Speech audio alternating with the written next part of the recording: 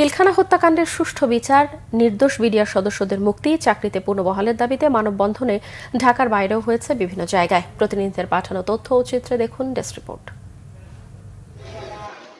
ময়মনসিংহের ফিরোজ জাহাঙ্গীর চত্বরে মানববন্ধন করে বিভাগের চাকরিচ্যুত ও ক্ষতিগ্রস্ত বিডিআর এবং তাদের পরিবারের সদস্যরা।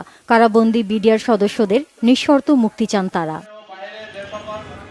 ৩ দফা দাবিতে চট্টগ্রাম প্রেস ক্লাবের সামনে মানববন্ধন করেছেন চাকরিচ্যুত বিডিআর সদস্যরা। এ সময় বক্তারা অবিলম্বে তাদেরকে চাকরিতে পুনর্বাসন এবং রেশন, বেতন, পদোন্নতি সহ সকল সুযোগ সুবিধা দেওয়ার দাবি জানান। কিশোরগঞ্জেও মানববন্ধন করেছেন চাকরিচ্যুত বিডিআর সদস্যরা। স্থানীয় প্রেস ক্লাবের সামনে জেলা বিডিআর কল্যাণ পরিষদের উদ্যোগে এ কর্মসূচি পালন হয়। এদিকে বিডিআর হত্যাকাণ্ডে চাকরিচ্যুত সদস্য এবং জেলবন্দি বিডিআর সদস্যদের মুক্তির দাবিতে সভা হয়েছে কুড়িগ্রামে। চাকরিচ্যুত বিডিআর কল্যাণ পরিষদের উদ্যোগে এই সভায় বক্তারা অবিলম্বে বন্দীদের মুক্তি দাবি করেন। একই ইস্যুতে মানববন্ধন হয়েছে ঠাকুরগাঁওয়ে প্রেস ক্লাবের সামনে। এ সময় প্রকৃত অপরাধীদের শাস্তির দাবি জানান তারা। নাটোর শহরের কানাইখালী এলাকায় প্রেস ক্লাব চত্বরে মানববন্ধন করে বিডিআর কল্যাণ পরিষদ। এ সময় বক্তারা কারাবন্দী বিডিআর সদস্যদের মুক্তি দিয়ে তাদের চাকরিতে পুনর্বহালে অন্তর্বর্তী সরকারের কাছে দাবি জানান। বিডিআর বিদ্রোহের ঘটনায় চাকরিচ্যুত ও কারাদণ্ডপ্রাপ্ত সদস্যদের পুনর্বহাল সহ ৩ দফা দাবিতে মানববন্ধন হয়েছে খাগড়াছড়িতে। স্থানীয় প্রেস ক্লাবের সামনে বিডিআর কল্যাণ পরিষদের ব্যানারে কর্মসূচি হয়। পরে একটি বিক্ষোভ মিছিল বের হয়ে শহরের প্রধান সড়ক ঘুরে আসে।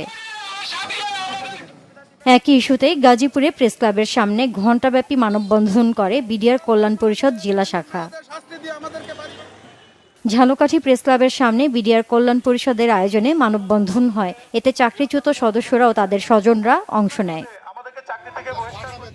জয়পুরহাটে শহরের 0 পয়েন্টে চাকরিচ্যুত বিডিআর সদস্যরা, জেলবন্দি বিডিআর সদস্যদের পরিবার ও বিডিআর কল্যাণ পরিষদ ঘণ্টাব্যাপী মানববন্ধন করে।